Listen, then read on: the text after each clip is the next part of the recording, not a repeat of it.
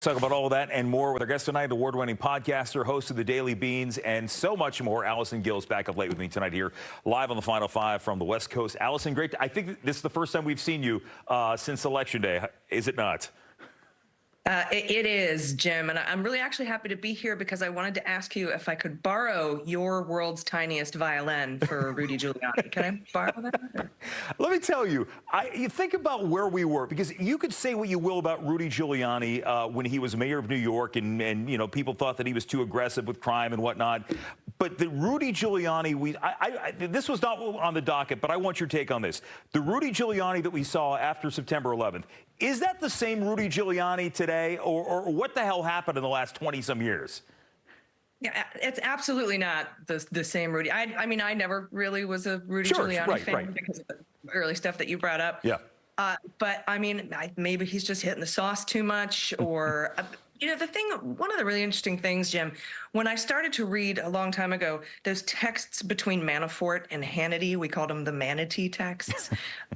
It seemed to me, it started to dawn on me that these folks actually believe what they say that they believe. And I thought they were all kidding with us or joking, or they knew that they were pulling our legs. But it's just, I think he's just on the MAGA train and he's not getting off. But today was a bright light in a dark day for justice. Yeah, because what we learned was obviously it is full speed ahead for Rudy's criminal cases. He is still on the hook for this, that, and everything. Those election workers got at least his car so far, among some other personal effects. But you mentioned, or we mentioned, the criminal cases against Trump. Jack Smith has basically said, you know, there's not much we can do from this point. And from your perspective as somebody who hosted podcasts called Mueller, she wrote, who posted something called what you don't know Jack. I mean, it really, I would imagine in that case, the hopes that a lot of people had that there might be something here really just had that fatal blow this week. Yeah, and you know, we kind of saw this coming. I host the Jack podcast with Andy McCabe, who's also a good friend of mine and worked on the Mueller investigation. But for me, the real blow to justice came this past summer when the Supreme Court granted him immunity, granted Trump immunity, crowned him king. And we kind of saw this coming, and we were preparing for what might happen if Donald Trump won the election, because even if he had lost, it would still be another year and a half before that thing went to trial, and that's if the Supreme Court let it live. So I have to push back on my senator-elect here from California, Adam Schiff, a little bit, because I blame the Supreme Court for what we're seeing right now.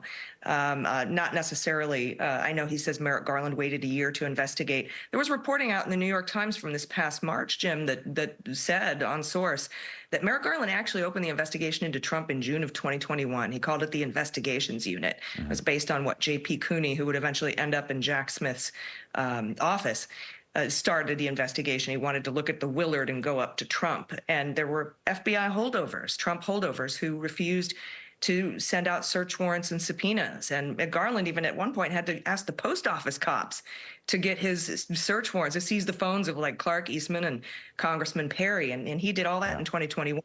But regardless of how long the investigation took, if they had indicted him sooner, the Supreme Court still would have let him off the hook. And I think as we saw what happened way back with the infamous Barr memo and where things were going and where things were headed, obviously that was released during the previous Trump administration itself. But as we look ahead here and as we go ahead towards January and beyond that, we heard the talk about Pam Bondi. There's all this speculation about what might happen with those January 6th, the rioters, those who have been convicted so far. Because Trump has said there's a two-tier justice system, the one justice system that was against him the whole way. And as we've learned, there is a two-tier justice system, one that if you have the lawyers and you can delay, this is the end result. Yeah, and if you have a bought and paid for Supreme Court installed by billionaires who will crown you king, yeah, of course, you can get away with anything. And now we're going to see what I think Ketanji Brown Jackson warned us about during those immunity oral arguments, that the White House will now be the seat of criminality in America. And when he's dismantling the Department of Justice and just using it to go after his enemies and investigating the investigators, I think we're going to get a pretty harsh dose of reality. Well, and one thing, and we're going to get into this next week on the show after the holiday, but there was the talk that he might enlist his new FBI director and whoever is running DOJ to almost relitigate 2020 all over again. On election night, he was tweeting out about there's fraud in Philadelphia, there's voter fraud elsewhere. strangely enough, we haven't heard anything about that since election night. I wonder why.